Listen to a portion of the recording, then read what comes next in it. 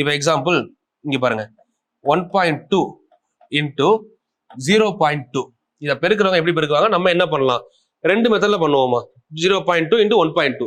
இப்போ அதை பெருக்கும் போது நான் என்ன சொல்றேன், இங்க ஒரு டிஜிட் இங்க ஒரு டிஜிட் இருக்கா, ரெண்டு டிஜிட் இருக்கு. அப்போ மைண்ட்ல ரெண்டு டிஜிட் தள்ளி புள்ளி வைக்கணும்னு நோட் பண்ணி வச்சுக்கோங்க தனியா.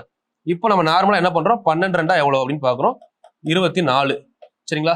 ரெண்டு டிஜிட் தள்ளி புள்ளி வைக்கும் போது 0.24. இது ஒன்னு மைண்ட்லயே கால்குலேட் பண்ணலாம். சரிங்களா? ஒரு மெத்தடு.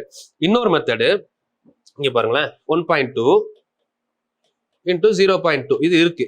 இப்போ நான் என்ன பண்றேன், அந்த ரெண்டு ஜீரோவை தான் மேல பெருக்கிறேன். இப்போ இது 12 இன்டூ 2ன்னு மாத்திரம். இதை இப்படி மாத்திரம்னா என்ன ஆகுதுன்னா, இதை ஒரு 10ஆல பெருக்கிருக்கோம், இதை ஒரு 10ஆல பெருக்கிருக்கோம். அப்ப டிவைடட் பை 100.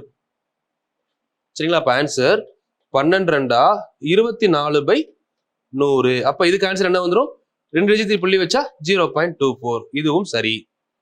நம்மளுக்கு எப்படி கன்வீனியன்டா இருக்கோ அந்த மாதிரி பண்ணணும். ஒன்னு பிரிச்சு பண்ணலாம், இல்ல பண்ணிட்டு கடைசியா பாயிண்ட் வச்சுக்கலாம். எப்படினாலும் நம்ம எடுத்துக்கலாம். ஓகேங்களா? ஓகே, இது இந்த மாதிரி ரெண்டு மெத்தட்ல பண்ண முடியும். ஸோ உங்களுக்கு எது பெஸ்டா இருக்கோ அந்த மாதிரி எடுத்துக்கோங்க. ஸோ அதே மாதிரி தான் ரூட்டு வரும், பின்னாடி பார்க்கலாம் ரூட்டு.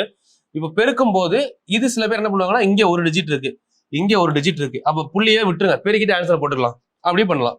இப்போ 0.35 இருக்குப்பா, 0.35 இன்டூ 4. சரிங்களா?